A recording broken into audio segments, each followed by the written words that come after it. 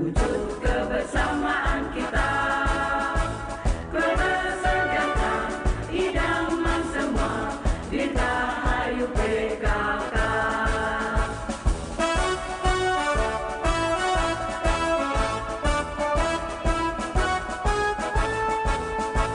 Kita sambut Hari Gerak PKK, bergandeng tangan kita semua. Kader PKK siap membantu, sampaikan pesan bagi keluarga lakukan terpadu. Alhamdulillah, puji syukur kehadirat Allah Subhanahu wa taala, Tuhan yang Maha Esa, atas keridhoannya sehingga kita semua dapat hadir di tempat ini dalam rangka mengikuti peringatan Hari Kesatuan Gerak PKK ke-50 tahun 2022. Pada kesempatan ini izinkanlah saya mewakili panitia pelaksana untuk melaporkan kegiatan ini sebagai berikut. Dasar pelaksanaan surat dari Ketua Tim Penggerak PKK Provinsi Jawa Timur tanggal 1 Maret 2022 nomor 55/SKR/Provinsi PKK Provinsi /3/2022 perihal peringatan Hari Kesatuan Gerak PKK ke-50 tahun 2022. Tema 50 tahun Gerakan PKK, berbakti untuk bangsa, berbagi untuk sesama. Tujuan dilaksanakan peringatan Hari Kesatuan Gerakan PKK ke-50 ini adalah: 1. Sebagai momentum untuk menggelorakan 10 program pokok PKK sesuai dengan prioritas sebagaimana yang telah ditetapkan berdasarkan permasalahan yang dihadapi dan potensi yang dimiliki. 2. Memberikan penghargaan seraya memotivasi kader PKK untuk lebih tahu, mau dan mampu melaksanakan 10 program pokok PKK. 3. Mewujudkan peranan tim penggerak PKK sebagai mitra kerja pemerintah yang strategis. Bentuk kegiatan yang pertama adalah bakti sosial kepada balita penderita kanker retina Ananda Az-Zahra yang dirawat di RS Dr. Sutomo Surabaya, yang innalillahi wa inna ilaihi rajiun, yang pada bulan Mei yang lalu sudah meninggal dunia. Setidaknya saat itu kita masih sempat memberikan dukungan kepada keluarganya. Yang kedua, dalam rangka Hari Lingkungan Hidup, kerja bakti sekaligus pembinaan Asmantoga untuk persiapan lomba tingkat nasional di Desa Klitih, Kecamatan Pelandaan. Yang ketiga, pengumpulan video pendek dari 21 kecamatan se-Kabupaten Jombang dalam rangka menggelorakan semangat Hari Lingkungan Hidup. Dan juga penyerahan penghargaan kepada Ketua Tim Penggerak PKK Kecamatan Terbaik, kader dengan masa bakti terlama, dan kader termuda. Waktu dan tempat pelaksanaan hari Selasa tanggal 14 Juni tahun 2022 pukul 8 sampai dengan selesai bertempat di Ruang Bung Tomo, Pemkab Jombang. Undangan berjumlah 100 orang, terdiri dari Ibu Bupati Jombang, Sekretaris Daerah Kabupaten Jombang, organisasi perangkat daerah terkait, Ketua Organisasi Wanita, Ketua Tim Penggerak PKK Kecamatan se-Kabupaten Jombang, Sekretaris Tim Penggerak PKK se-Kabupaten Jombang, para penerima penghargaan dan pengurus Tim Penggerak PKK Kabupaten. Narasumber Bapak Senen Esos MSI, Kepala Dinas Pendidikan dan Kebudayaan Kabupaten Jombang. Sumber dana seluruh biaya pelaksanaan kegiatan dari anggaran belanja APBD. Marilah kita selalu dan senantiasa tidak henti-hentinya menjadikan puji syukur kehadirat Allah Subhanahu wa taala atas limpahan rahmat, nikmat dan taufiknya lah, sehingga pada hari ini PKK dapat menyelenggarakan Hari Kesatuan Gerak PKK Kabupaten Jombang tahun 22, ulang tahun yang ke-50. Ini adalah tahun emas untuk PKK. Tepuk tangan untuk PKK. Persis 50 tahun.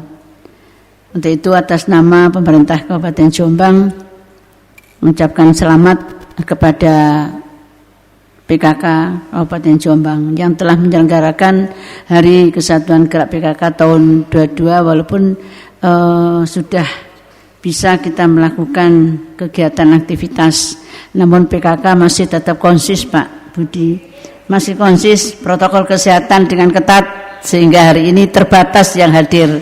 Ini sangat luar biasa. Tepuk tangan untuk tim penggerak PKK Kabupaten Jombang, luar biasa. Terima kasih atas semua yang telah diberikan Dan karena PKK ini adalah merupakan mitra daripada pemerintah Kabupaten Jombang, untuk itulah atas nama pemerintah Kabupaten Jombang ucapan terima kasih selama ini yang telah selalu mendukung dan senantiasa bagaimana untuk pembangunan Kabupaten Jombang bisa berjalan dengan baik, terutama di bidang pendidikan, sosial, di bidang ekonomi. Ini yang langsung PKK yang berhadapan dengan masyarakat di tingkat desa maupun tingkat kecamatan sampai tingkat kabupaten. Dengan Pokja-Pokja tadi semua gerakan-gerakan yang sudah ditayangkan tadi. Untuk itu terima kasih, selamat untuk PKK. Ke depan mohon terus ditingkatkan. Insya Allah kita semuanya ini nanti dalam rangka untuk mewujudkan Jombang yang berkarakter dan berdaya saing. Peran dari PKK kami harapkan bersama-sama dengan pemerintah Kabupaten Jombang. PKK merupakan mitra pemerintah, tadi saya sampaikan itu. Kemudian selanjutnya untuk tim penggerak PKK ini Kabupaten Jombang telah tadi disampaikan untuk sudah mampu untuk menjabarkan sinergitas ke dalam program kerja yang terarah, berorientasi ke depan dan bermanfaat bagi masyarakat. Selamat kepada PKK, sekali lagi ucapkan terima kasih. Semoga terus jaya, semoga terus kita bersama-sama sinergi dengan pemerintah sehingga bisa melaksanakan program-program sesuai dengan mencapai visi misi menuju Jombang yang berkarakter dan berdaya saing. Terima kasih yang bisa kami sampaikan. Mohon maaf. Assalamualaikum warahmatullahi wabarakatuh.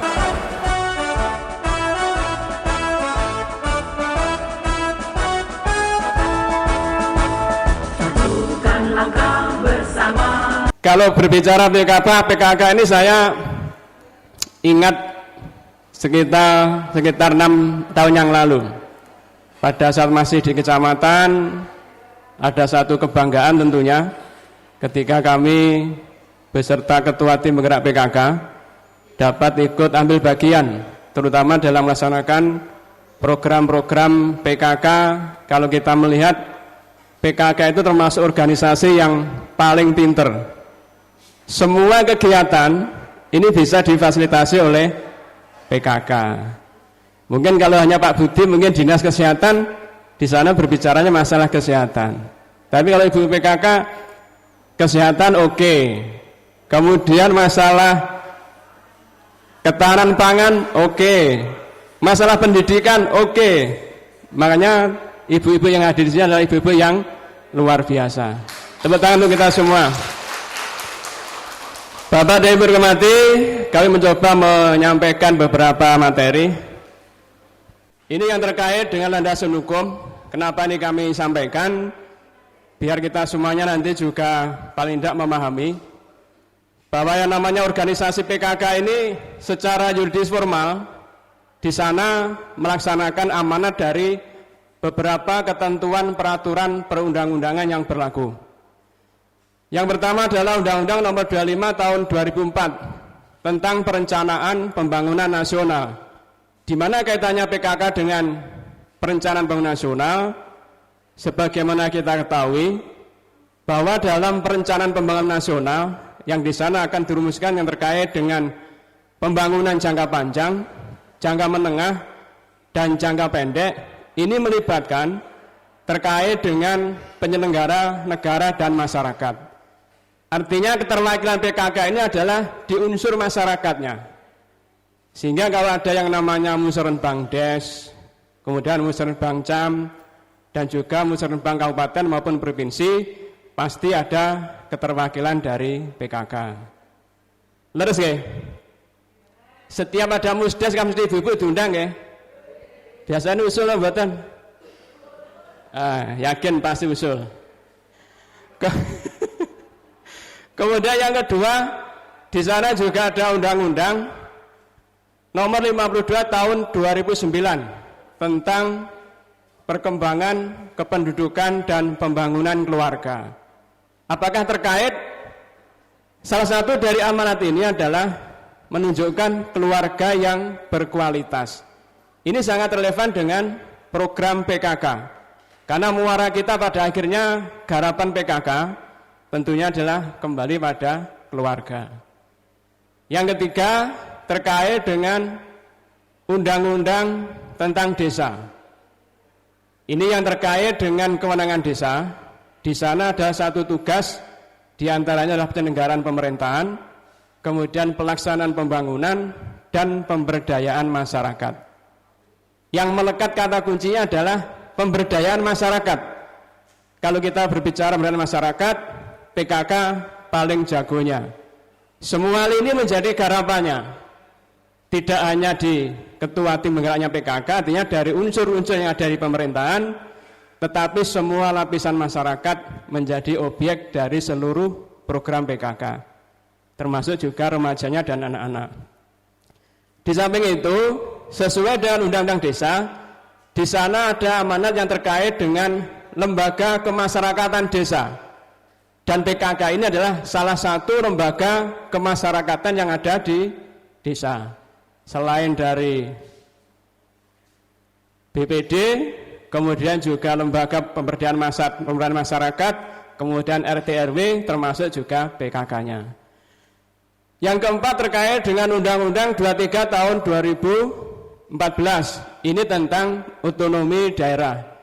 Di sana yang lebih mengumpulkan adalah kewenangan dari pemerintahan daerah, penekanannya adalah terkait dengan pelayanan masyarakat, kemudian masalah demokrasi, dan juga yang terkait dengan masalah kembali pemberdayaan masyarakat.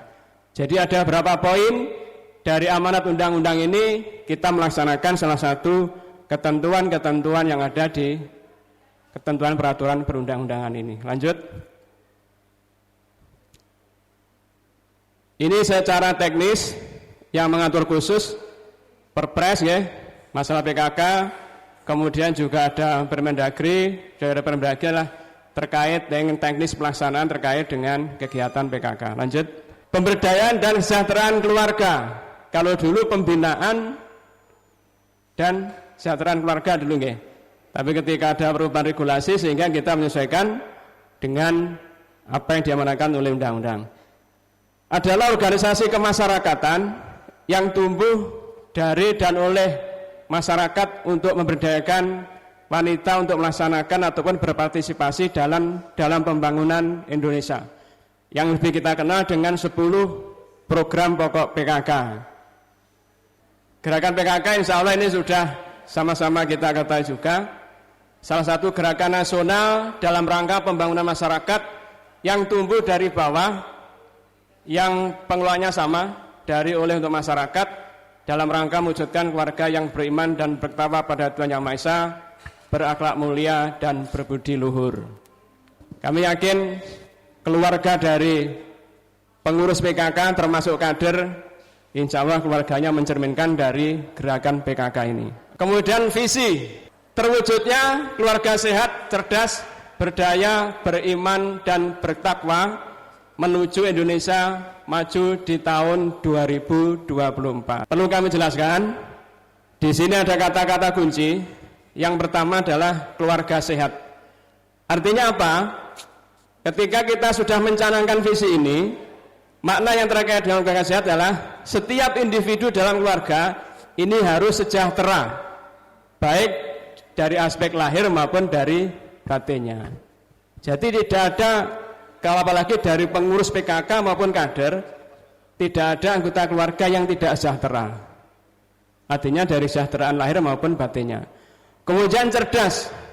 Cerdas ini mengandung makna bahwa setiap anggota keluarga harus terpenuhi terkait dengan hak-hak dasarnya, terutama pendidikan dan keterampilan.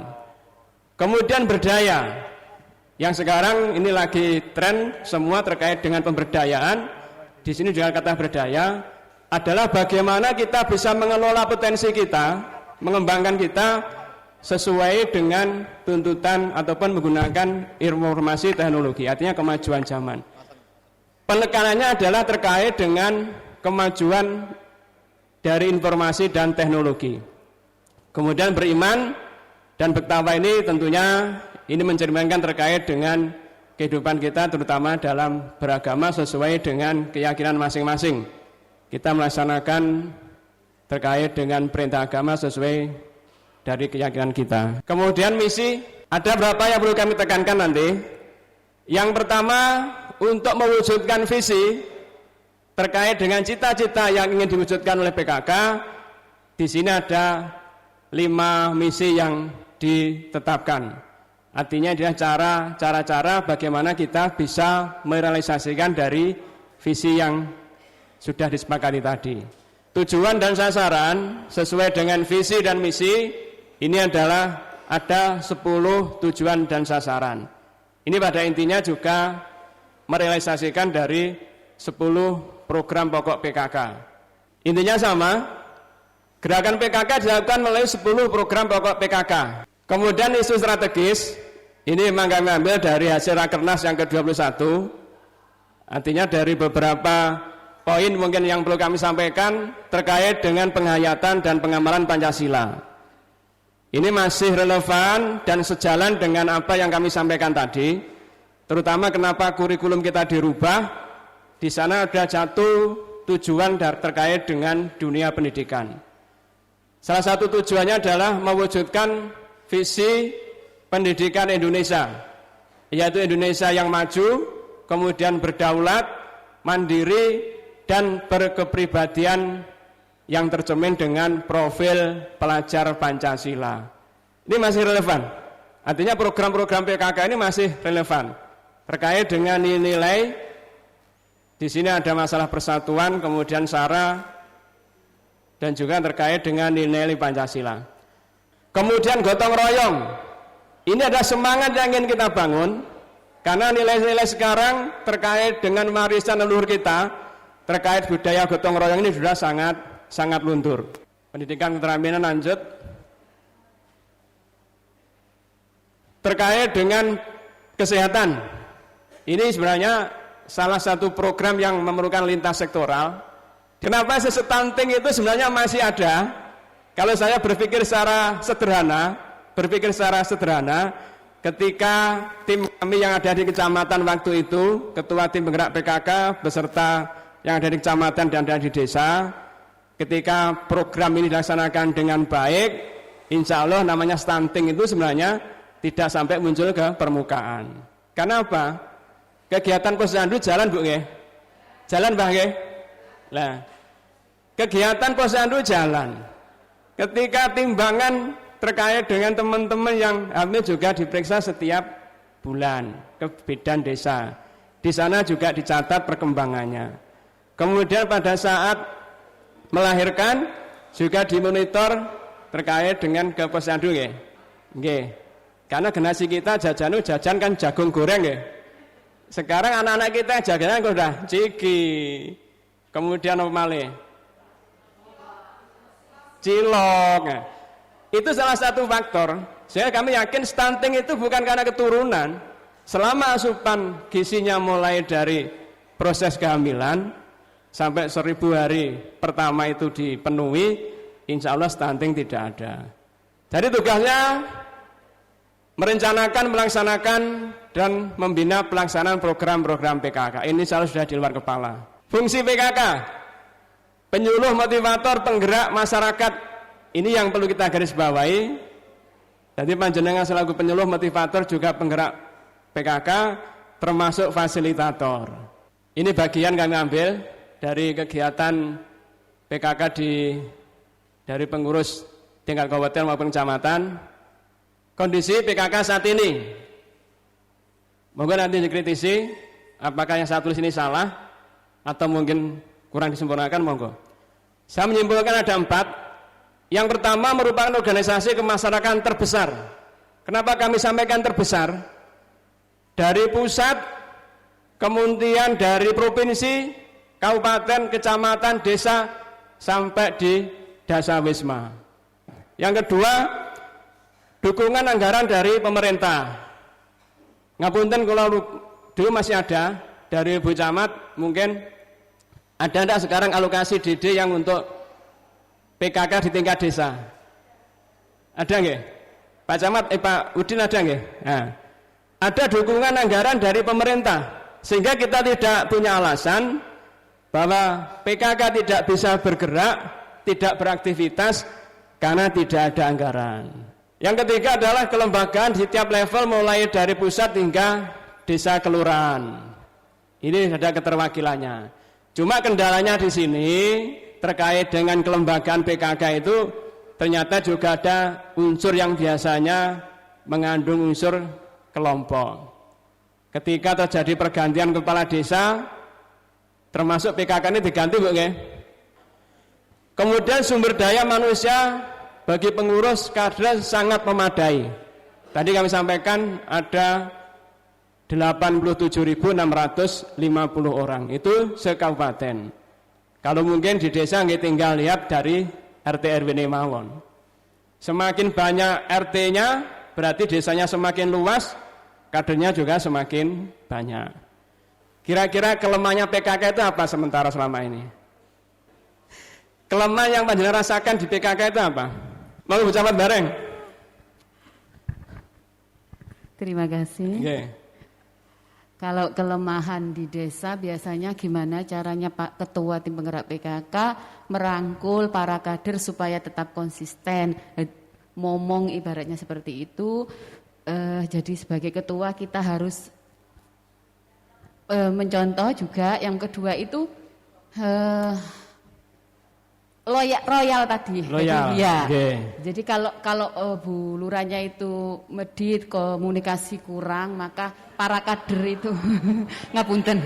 Para kadernya itu agak males. Itu kendala kami. Jadi dari 13 desa yang kami rasakan itu ada beberapa Bu Lurah itu yang dia memang nggak memikirkan biaya. Pokoknya semua jalan, itu jalan. Okay. Tapi ada yang berpikir, Bu, nggak ada anggarannya, itu ya wis melempem. Itu yang kami rasakan. Yeah. Terus pasti kalau memberi contoh. Biasanya Pak Lurah, Bu Lurah itu niru Bu Camate. Lek Bu Camate loman yo, Lurah Bu Lurah ya loman biasanya. Terima kasih. Tapi insya Allah Bu Camat bareng loman. Ada lagi? Yang lain monggo. 2 lagi saya dibantu mengoreksi diri kita sendiri. Nggih, monggo. Mbak tengah, Mbak. Artinya biar kita itu tidak merasa saya paling benar. Karena kita tidak pernah bercermin, oh ternyata saya ya, oh ternyata saya hitam. Taunya kan dari cermin, dari orang lain. Monggo, Bu. Tambahan saja Pak, tadi yang sebenarnya sudah panjenengan sampaikan, susah Pak mencari kader yang loyal atau mau ikhlas beramal. Oke, itu saja. Siap.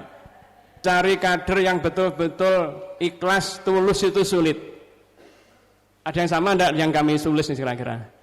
Lanjut. Permasalahan PKK. Ini versi saya Ibu Ketua nggih. Nanti kalau saya dikoreksi. Yang pertama, kurangnya bimbingan teknis pembinaan pelatihan SDM PKK. Insya Allah kalau di kabupaten pertemuannya sudah rutin. Pengalaman kami di kecamatan juga rutin, tapi kadang-kadang semangatnya materi yang mau disampaikan itu apa, program yang mau disampaikan itu apa, ini biasanya yang kurang fokus. Jadi kami sampaikan PKK bisa masuk semua lini dari beberapa kebijakan dan program yang ada di kabupaten. Panjenengan sangat luas, wilayahnya sangat luas. Misalnya panjenengan koordinasi mau rapat nggih, mau rapat yang namanya Bu Camat itu biasanya kan sudah terpilih nggih. Orang paling pinter sak kecamatan wau nggih. Terutama ibu-ibu loh nggih, bukan bapak-bapak. Orang yang paling pinter kecamatan, aku kesulitan nyari program, bisa telepon Pak Ulum. Pak Ulum, saya mau rapat dengan pengurus, kira-kira tema apa yang bisa kami angkat, kami bawa. Syukur-syukur Pak Ulum, ya tak bantu narasumber. Jenengan cerita, ya Pak Ulum gak narasumber tapi gak ono honore. Insya Allah jalan. Karena Pak Ulum melihatnya bukan honornya, tapi ketika program disosialisasikan, masyarakat paham, masyarakat ngerti, dukungan terhadap program ini melebihi honor yang panjenengan berikan. Lalu Pak Ulum nggih, lho. Nanti kalau suatu saat undang Pak Ulum tidak apa-apa nih, pun kayak bocoran nih. Termasuk Pak Budi ya ngoten. Saya mau rapat kok bingung ya. Iki masalah demam berdarah. Langsung telepon Pak Budi. Pasukannya banyak. Pak Budi punya puskesmas. Kadang-kadang memang hubungan antara kecamatan dengan puskesmas tidak semuanya harmonis. Ini mungkin lewat Pak Budi juga bisa. Itu yang kami maksud. panjenengan wilayahnya luas dan banyak, semua program bisa dimasuki. Terkait dengan masalah makanan, bisa ke Bunur Kamalia. Terkait saya, pendidikan apa ya pendidikan ya? Usaha dini, walau usaha dini penjagone nih. Itu yang kami maksud tadi. Insya Allah mungkin yang dimulai dari kecamatan ke bawah terkait dengan pembinaan yang perlu kita lakukan secara maksimal. Kenapa? Beda dengan kita, kalau kita berbicara SDM dari aparatur, di sana ada terkait dengan diklatnya, di biaya APBD. Tapi kalau ini kan tidak bisa. Satu-satunya meningkatkan adalah dengan memanfaatkan dari pertemuan-pertemuan yang ada di kecamatan. Belum optimalnya tata kelola interaksi PKK. Ini jujur mawon. Balik tadi masalah yang kami jadikan contoh stunting. Pernahkah data yang terkait dengan bumil sampai balita itu lengkap? Artinya seperti tadi, kenapa jadikan contoh stunting? Ketika kita punya data, tentunya dari pada saat kunjungan ke posyandu, ternyata di sana ada keluhan, ada kelainan. Ini sebenarnya sudah terekam. Kader nyampaikan ke Bulura, Bulura tentunya ke Bu Camat koordinasi dengan Puskesmas. Selesai sebenarnya. Tapi karena ispoknya teko, mungkin juga ditulis tapi tidak pernah dimonitor keluarnya apa, termasuk Buluranya nggih. Akhirnya data ya data mentah, tapi tidak bisa dijadikan dasar pengambilan keputusan. Kemudian masih banyaknya program kegiatan yang bersifat seremonial dan bukan substansial. Kira-kira lurus mboten? Program seremonial. Tadi kan sampaikan nggih. Contohnya waktu rapat mau, rapat ya rapat, pertemuan, tapi bahas apa ya supaya bermanfaat. Karena di sana ada agenda rutin, tiap bulan harus rapat, akhirnya diadakan rapat. Setelah ini kami berharap kejadian seperti itu tidak ada. Nanti panjenengan kesulitan mencari bahan, hubungi kepala UPD. Gratis Pak Ulum ya? Pak Buti gratis Pak Buti ya? Gratis. Termasuk buruh ya gratis, buruh tambah kuat gratisnya. Jiwanya masih jiwa di KB. Kalau di KB itu terkait dengan pemberdayaan masyarakat, program-programnya untuk masyarakat. Insya Allah nggak gratis. Mboten usah sungkan-sungkan.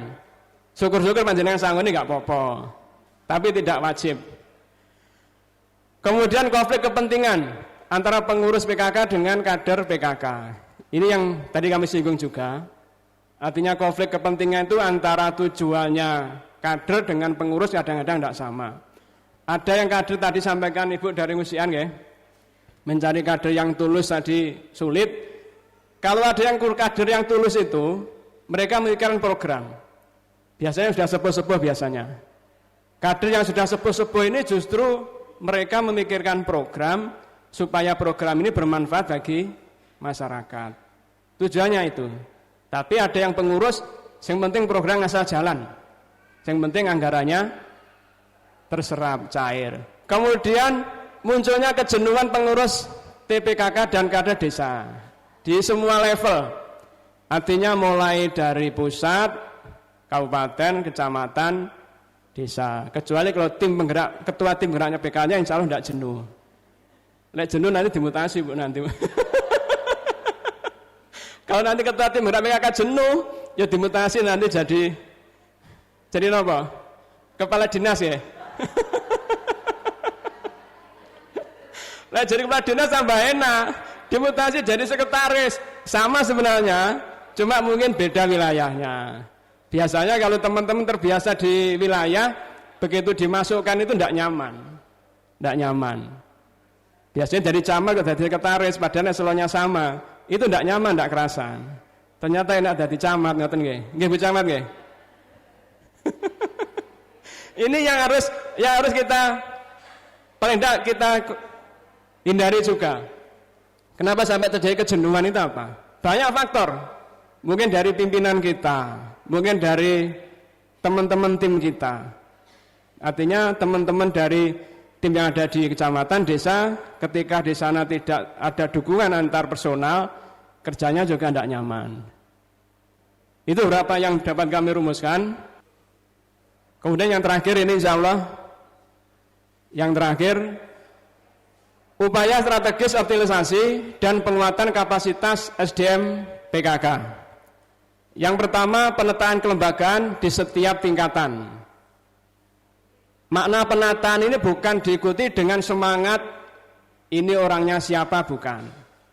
Ini orangnya siapa, ini timnya siapa, terutama di desa. Kalau kecamatan yang sudah berpengaruh, jangan karena semangatnya pergantian itu karena pergantian kepala desa. Tetapi yang perlu ditata ini adalah tentunya disesuaikan dengan kemampuan dan kapasitas dari kader kita.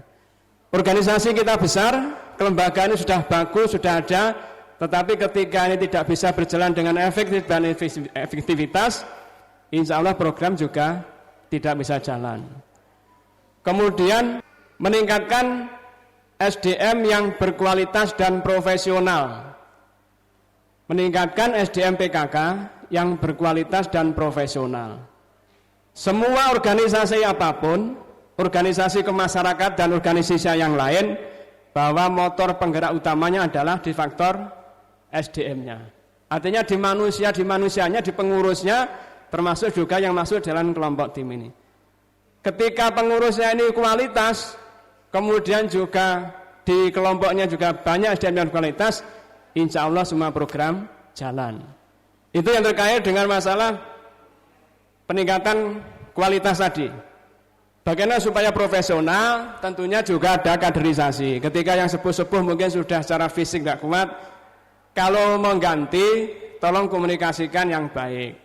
Bahasanya mungkin ngeman dari sisi kesehatannya, ngeman dari sisi fisiknya, sehingga harus diganti yang muda. Jangan tiba-tiba diganti tanpa pemberitahuan. Kemudian meningkatkan koordinasi yang efektif berbasis IT. Ini yang mungkin perlu kita persiapkan. Artinya yang perlu kita persiapkan dalam tatanan semua kehidupan, aspek kehidupan pada era abad 21 ini. Banyak dari tokoh ilmuwan yang menyampaikan bahwa saatnya abad 21 adalah eranya era keterbukaan. Semua bisa diketahui, semua bisa diakses, bahkan yang terkait dengan aktivitas kita sehari-hari, ini juga banyak menggunakan kemajuan teknologi. Mulai dari menggunakan transportasi, kemudian mulai dari makanan, anak-anak kita kami yakin, anak-anak kita sekarang sudah tidak mengenal warung, tapi mengenal GrabFood. Ke warung tidak kenal, tidak mau, tapi milihnya ke GrabFood.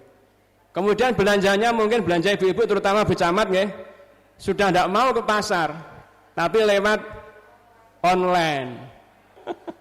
Sudah gaya hidupnya sudah berubah. Apakah itu berubah karena tuntutan? Bukan. Tapi karena memang sudah lingkungannya menghendaki seperti itu. Bahkan sudah sangat dianjurkan kepada pelaku usaha, pelaku ekonomi, penggerak ekonomi, kita memang harus menggunakan IT. Kemajuan IT ini tidak bisa kita hindari. Termasuk juga di organisasi, artinya terkait dengan data tadi, ketika di awal sudah menggunakan database IT, misalnya ketua tim penggerak PKK kecamatan pengen lihat, tapi kami yakin tidak ada ceritanya ketua tim penggerak PKK kecamatan pengen lihat data PKK, tidak ada. Saya melihat kasus dari stunting tidak ada. Karena Bu Camat kan repot ya. Kegiatannya buahnya repot, akhirnya tidak sempat ngelok data. Tapi kalau datanya data IT, insya Allah mudah, tinggal ngeklik muncul. Tapi kalau datanya masih manual, apa mana tulisannya kadri welek, ya tambah gak kewoco. Ini yang maksud. Ini banyak kemudahan yang bisa digunakan untuk mendukung produktivitas kinerja kita. Tapi ingat, tantangannya adalah ada di anak-anak kita. Anak-anak kita sekarang kalau di rumah pegang HP, anak kita sudah megang HP, kalau 2-3 kali mereka tidak merespon, apalagi malah asik, seakan-akan tidak dengar. Itu yang tantangan. Tapi dampak dari kemajuan teknologi, makanya kita arahkan. Anak-anak kita tidak boleh kita larang tanpa menggunakan HP, karena sudah eranya seperti ini. Tuntutannya juga seperti itu. Kita arahkan. Kemudian yang terakhir, menyiapkan sarana prasarana. Ini barangkali yang kadang-kadang menjadi kendala kita, termasuk di kecamatan pengen rapat PKK, ternyata ruangannya tidak punya, sehingga harus bergantian dengan yang lain. Kemudian juga termasuk di desa, termasuk sarana prasarana itu. Kemudian yang lain-lain insya Allah yang sana prasana mungkin hanya masalah tempat, tapi itu kan sudah banyak solusinya. Bisa digeser harinya atau bisa digeser tempatnya, insya Allah selesai. Bapak dan Ibu hormati, itu mungkin yang dapat kami sampaikan. Kemudian kami berharap bahwa panjenengan semua juga bagian dari tim pemerintah Kabupaten Jombang, terutama melaksanakan program-program yang bersentuhan dengan masyarakat. Harapan kami tentunya berikan pemahaman kepada masyarakat terkait dengan program apapun.